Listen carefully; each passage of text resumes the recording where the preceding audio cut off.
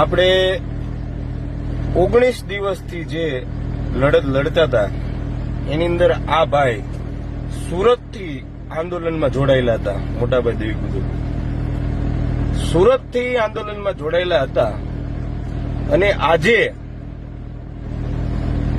શમશાન યાત્રાની ખબર પડી એટલે કાલ રાતે નીકળી ગયા હતા સુરતથી અને સુરતથી રાતે 1-1.5 વાગે અહીંયા ઉતર્યા આ ગામમાં બરવાળા. પણ અહીંયા કોઈ એનું હગું વાલું નતું એટલે અહીંથી પાછા છે સાવરકુંડલા આગળ ખાંભા એ રાતે હોવા ગયા મહેમાને અને અત્યારે ઈ શમશાન યાત્રામાં અહીંયા પહોંચ્યા અને આપણો સમાજ હજી ઘરે બેઠો છે, ફિલ્મ જોવે છે બધા શૂટિંગ.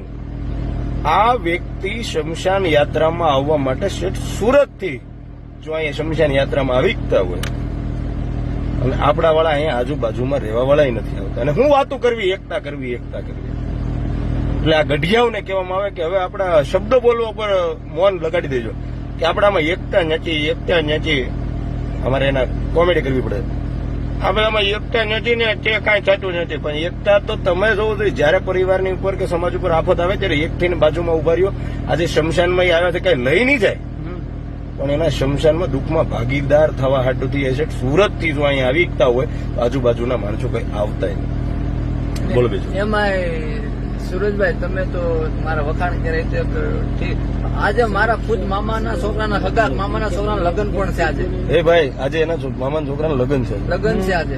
એને પણ મેં મારા બહેરાને ત્યાં મોકલી દીધા. મારો બહુ લોકો હતો કરે મારા નામ કરે કે ભાઈ દિલીપ કેનો મારે સમાજ માટે લડું છું, સમાજ માટે જીવું છું ને આ દેહ પણ સમાજ માટે જો આ ના જીવ અર્પણ થઈ જાય ને તો આ દુનિયા મારે સમાજ માટેથી મોટું કોઈ છે નહીં.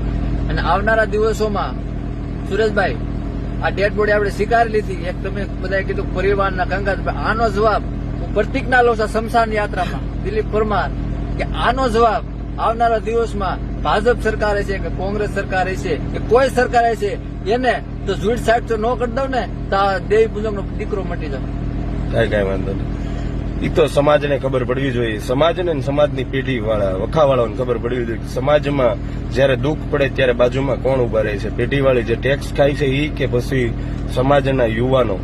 એ સમાજના યુવાનોને ખબર પડવી જોઈએ. આ ટેક્સ વાળાને તો ઓલા સરકારને કેમ તમે જોડા નાખો છો હાર એમ ક્યારેક આ સમાજના જે વ્યક્તિઓ સમાજને લૂંટી ખાય છે જયારે સમાજ ઉપર દુઃખ આવે ત્યારે બાજુમાં નથી ઉભા રહેતા ને એને પણ ક્યારેક જોડા પહેરાવો ખબર પડે. આપણે ઓલી સરકારને હું મેણું મારું કારણ કે આપણી સરકાર જ આપણી બાજુમાં ન આપણે આગેવાનો મોટા બહુ થઈ ગયેલા છે. મેં આગળ વિડીયો મેં કીધું છે કે આ લોકો ભાજપને કોઈ નેતાઓને વેસાઈ ગયા છે એટલા માટે આ જયારે હોય ત્યારે સમાજની જયારે વાત આવે ને ત્યારે એક થઈ જવું જોઈએ. પણ તો વાતું કરે છે આપણામાં એકતા નથી. એકતા હોય તો આવું થયું થાય. તો ભાઈ આ તક હતો તમારો એક થવાનો, આ સમય હતો તમારો એક થઈને જંગ જીતવાનો. પણ નહીં, ઘરે બેઠા ડોઈશોના છોકરા એક રાતમાં એક છોકરાની તાણ પડે ને એટલે ઘરે ઘરે રહેતા હતા બિચારા. એક રાતમાં એક છોકરાની તાણ પડે એટલે નોખો તો પડે કે નહીં, નકર એક છોકરાની તાણ પડે એક રાતમાં. ખેલ જોજાઓ વિડીયો બને એટલો શેર કરજો ભાઈ.